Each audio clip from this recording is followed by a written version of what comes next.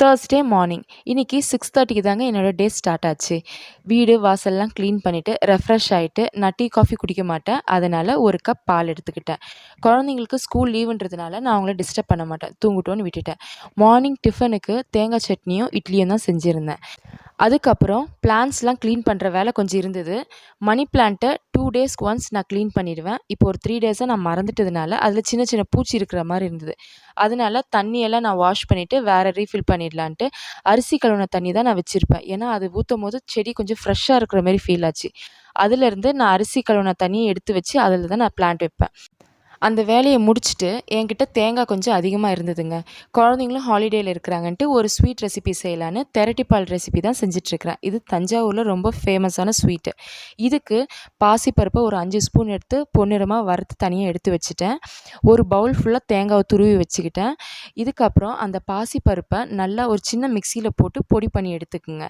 பொடி பண்ணதுக்கப்புறம் ஒரு பெரிய மிக்சி ஜாரில் அந்த பருப்பை ஆட் பண்ணிவிட்டு அதோட துருவின தேங்காவையும் ஆட் பண்ணிக்கோங்க. ஆட் பண்ணிவிட்டு ரெண்டுமே கிரைண்ட் பண்ணிவிடுங்க. ரெண்டும் மிக்ஸ் ஆகிற அளவுக்கு. மிக்ஸ் ஆனதுக்கப்புறம் தேவையான அளவுக்கு தண்ணி அதிகமாக ஆட் பண்ணாதீங்க. ஒரு பேஸ்ட் மாதிரி வந்தால் போதும். இந்த கன்சிஸ்டன்சிக்கு இருந்த பிறகு 1 கப் தேங்காய்க்கு 1 கப்பு சர்க்கரை எடுத்துருக்கிறேன். நாட்டு சர்க்கரை எடுத்துருக்கிறேன். நீங்கள் 1/2 கப் கூட ஆட் பண்ணிக்கலாம். ஒரு பேனில் 2 ஸ்பூன் நெய் விட்டு அதில் சின்ன சின்னதாக கட் பண்ணி வச்சுருக்கிற தேங்காய், கேஷ்யூஸ் இது ரெண்டுமே கோல்டன் ப்ரௌன் பண்ணி எடுத்துக்குங்க. அந்த இருக்கிற நெய் போதுங்க. இப்போ மிக்ஸ் பண்ணி வச்சுருக்கிற அந்த தேங்காய் பேஸ்ட் அதில் போட்டுட்டு நல்லா கொஞ்சம் ட்ரை ஆக்கினதுக்கப்புறம் அந்த வெல்லத்தை எடுத்து சேர்த்துருங்க. நான் ஒரு 3/4 கப் தான் சேர்த்துருக்கிறேன். இதுவே போதுமான அளவு தான். உங்களுக்கு வேணும்னா எக்ஸ்ட்ராவும் நீங்கள் ஆட் பண்ணிக்கலாம். இது நல்லா திக்காக ஆகிற வரைக்கும் மிக்ஸ் பண்ணிகிட்டே இருங்க. அடி பிடிச்சிரும்.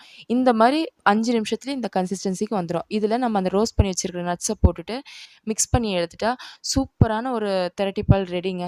இது ஆறின உடனே இவ்வளோ கெட்டியாகிடுங்க. இன்னும் நீங்கள் கெட்டியாக்கணும்னா இன்னும் சிம்மில் வச்சு நீங்கள் கிளறிட்டே இருந்தாலும் நல்லாயிருக்கும். அதெல்லாம் நான் ஒரு குழம்பு கரண்டியில் வச்சு ஸ்வீட் மாதிரி அழகாக ரெடி பண்ணி வச்சுட்டேன். அதுக்கப்புறம் லஞ்ச் வேலை ஸ்டார்ட் பண்ணிட்டேன். இப்போது ஒரே மாதிரி குழம்பு செய்யாமல் இந்தமாதிரி டிஃப்ரெண்ட்டாக ட்ரை பண்ணி பாருங்கள்.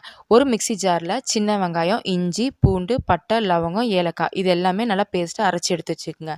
ஒரு கைப்பிடி அளவுக்கு தேங்காய், ஒரு சின்ன டீஸ்பூனில் சோம்பு இதையும் நல்லா பேஸ்ட்டாக அரைச்சி எடுத்து வச்சுக்கோங்க.